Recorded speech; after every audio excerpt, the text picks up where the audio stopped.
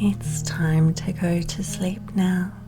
Settle down, close your eyes, while I read to you about the day my backpack ate my homework.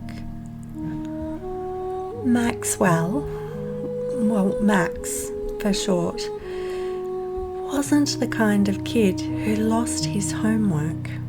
He was the kind of kid who tried to do his homework, meant to hand it in, and somehow always ended up with it chewed, missing, or smelling faintly of peanut butter.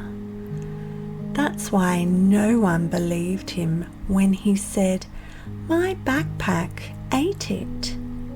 "Very creative, Max," said Mrs. Crindle, his teacher, folding her arms. "Next time, try an excuse with fewer teeth." But it did. It had teeth and a tongue and everything. The class laughed. Max didn't, because it was true. His backpack was alive and very, very hungry. It had started 2 days earlier.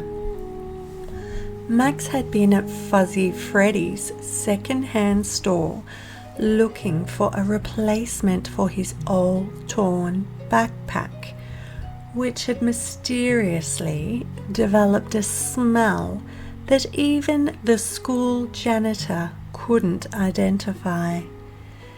In the corner of the store, beneath a pile of disco lamps and ceramic unicorns, he found it. A black leather backpack with silver zippers and 2 glowing eyes. He blinked. Then the eyes were gone. "Cool," he whispered and slung it over his shoulder. The backpack purred. Literally, it purred. He should have left it there, but he didn't. The first time it happened was in math class. Max reached into his backpack for his math worksheet and got bitten. "Ah!" he yelled, shaking his hand. From deep inside the bag, something burped. Then the worksheet floated back out, half eaten, with tooth marks on every corner, and the number 7 somehow now looking suspiciously like a chewed off shoe. Max stared at it. The backpack winked.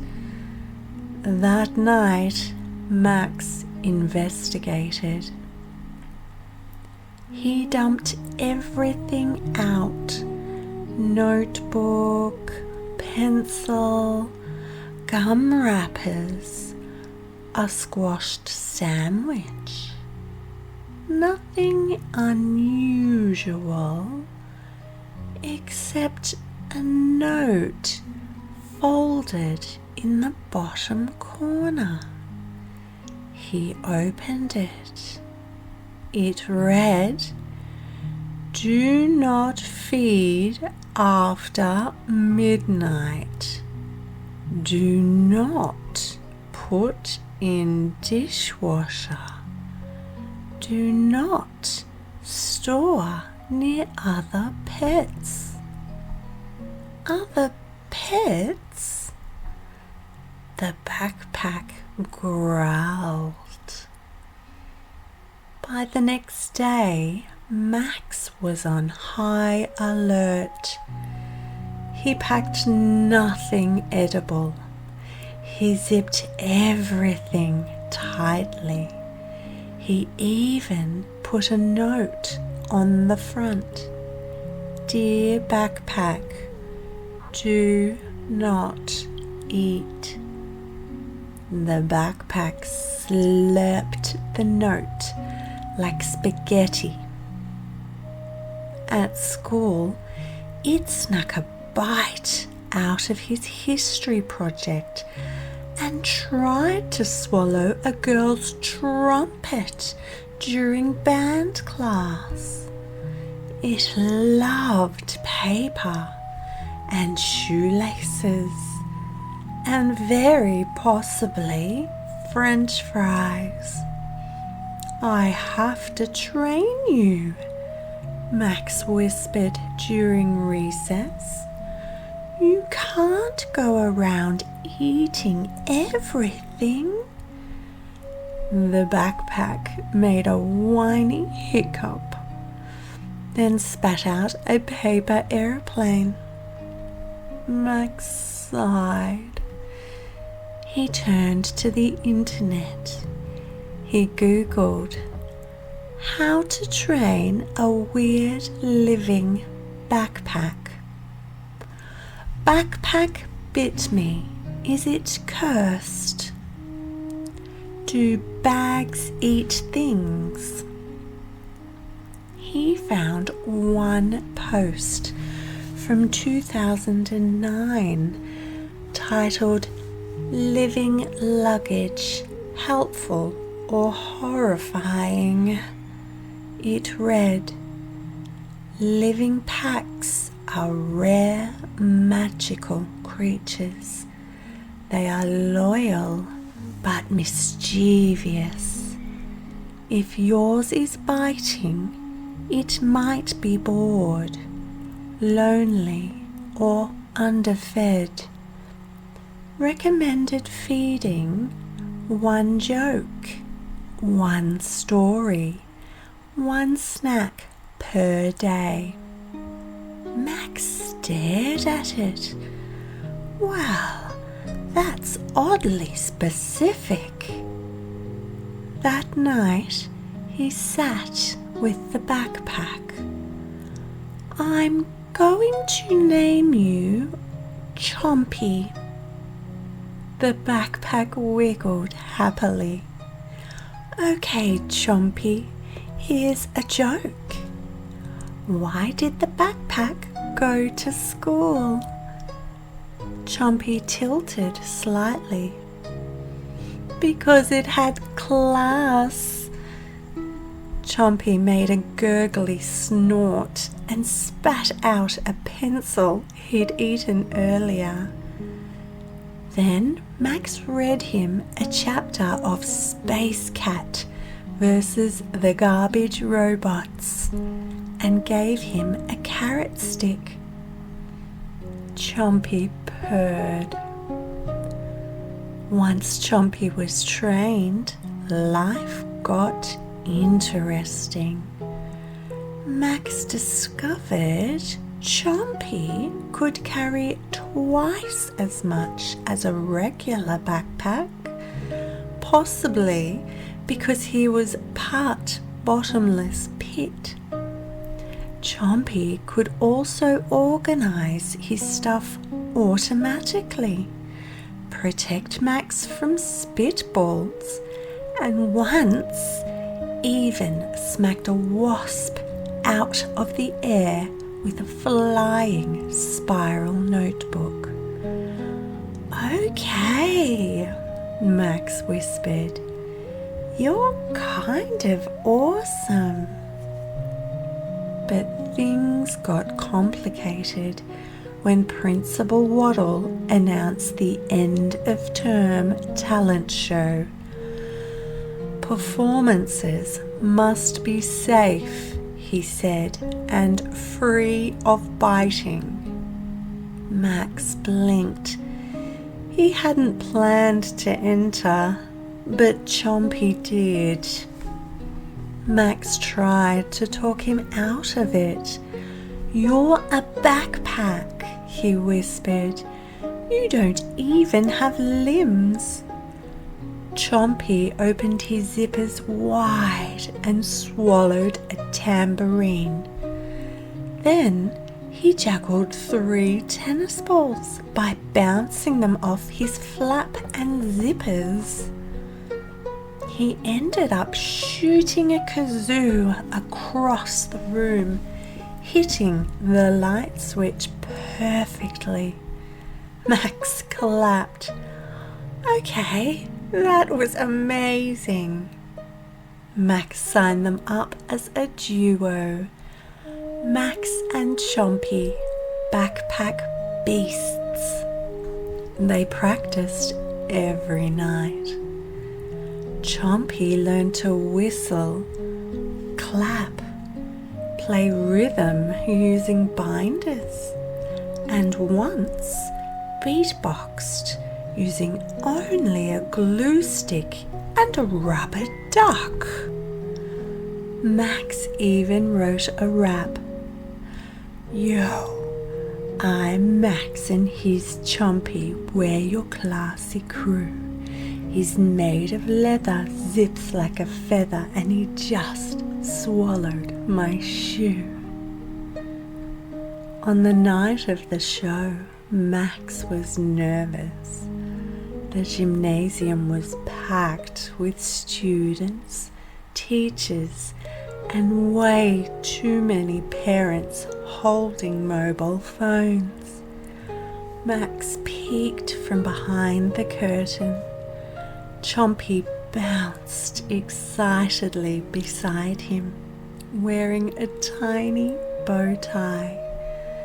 They were act number 12, right after a girl who did opera with a sock puppet. When it was their turn, Max stepped out to the mic.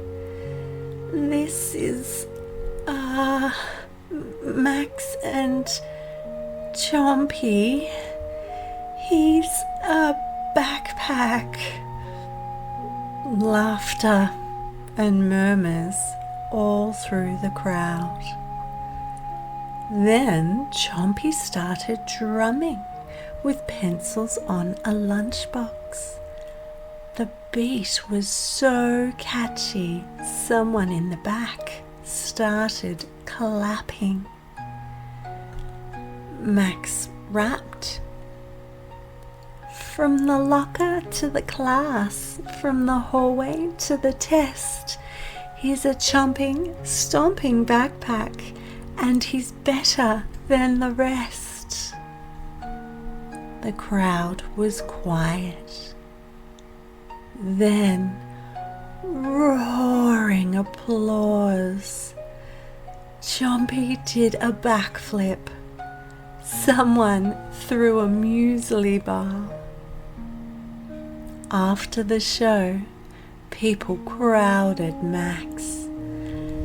"That was hilarious. Can he eat my homework too? Can I get one on Amazon?" But not everyone was impressed. Principal Waddle stormed over. "Maxwell Tumble," she said sternly, "your backpack just tried to eat the school's trophy cabinet." Chompy burped guiltily. "He gets hungry when he's excited," Max explained. "No magical pets allowed," she huffed. "He is very disruptive." "But," said Max, "he must be contained, turned in, or returned," said the principal. Max's stomach dropped. "Return Chompy." He looked at his backpack friend. Chompy's zipper trembled. Max went home that night and did not sleep. He stared at Chompy. "I don't want to lose you," he whispered. Chompy leaned over and gently dropped a drawing into Max's lap. It was a sketch of Max and Chompy riding a roller coaster, both laughing. Max had drawn it weeks ago and left it in his folder. Chompy had saved it. That gave Max an idea. The next morning, Max walked into the principal's office with Chompy and said, "We want to make a deal." Principal Waddle raised an eyebrow. "He's not a threat," Max said. "He's just misunderstood. He gets wild when he's bored, like most students." "I've made a schedule," Max said. "Chompy helps me stay organized. He carries books, cleans gum off desks, and he beatboxes for the PTA." He handed her a flyer. "Chompy, Certified Classroom Assistant. No paper left behind." There was even a photo of Chompy wearing a tiny librarian glasses. Principal Waddle stared at it, then at Max, then at Chompy, who purred and politely offered her a paperclip. She sighed.